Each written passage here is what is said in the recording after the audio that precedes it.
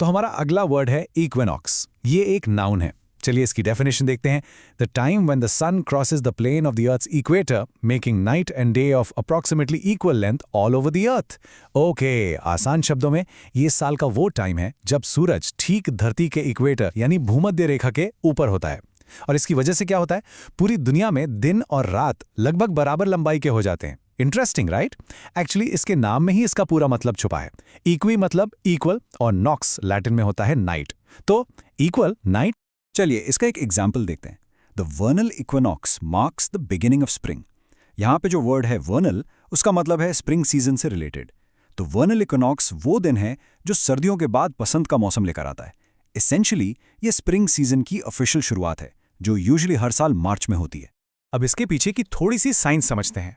During an equinox the earth's axis is not tilted toward और away from the sun. देखो, हम सबको पता है कि हमारी अर्थ अपनी एक्सिस पर थोड़ी सी टिल्टेड यानी झुकी हुई है ना?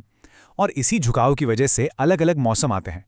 लेकिन इक्विनॉक्स के दिन एक मैजिक होता है। अर्थ का एक्सिस ना तो सूरज की तरफ झुका होता है और ना ही उससे दूर, बिल्कुल स्ट्रेट, जिसकी वजह से सूरज की रोशनी दोनों हेमिस्फेयर पर यानी नॉर्दर्न और सदर्न एकदम बराबर पड़ती है।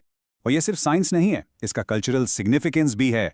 Many ancient cultures celebrated the autumn equinox with harvest festivals.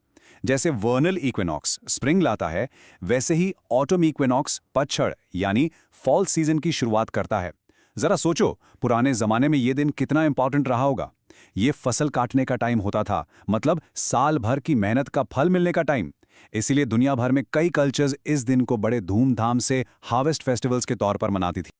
अब देखिए इस वर्ड का कितना खूबसूरत इस्तेमाल किया गया है यहाँ। The equinox is a moment of perfect balance, a cosmic pause between the extremes of light and dark, heat and cold.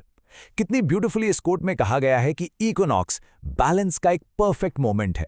ये अंधेरे और रोशनी, गर्मी और सर्दी के एक्सट्रीम्स के बीच एक कॉस्मिक पॉज जैसा है, एक छोटा सा ब्रेक। साइंस को इतने सुंदर शब्दों में एक्सप्रेस करना अमेजिंग है।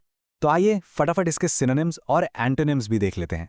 जैसे कि हमने अभी तक समझा, इक्विनॉक्स का सीधा सा कॉन्सेप्ट बैलेंस और इक्वालिटी से जुड़ा है, बिल्कुल सिंपल।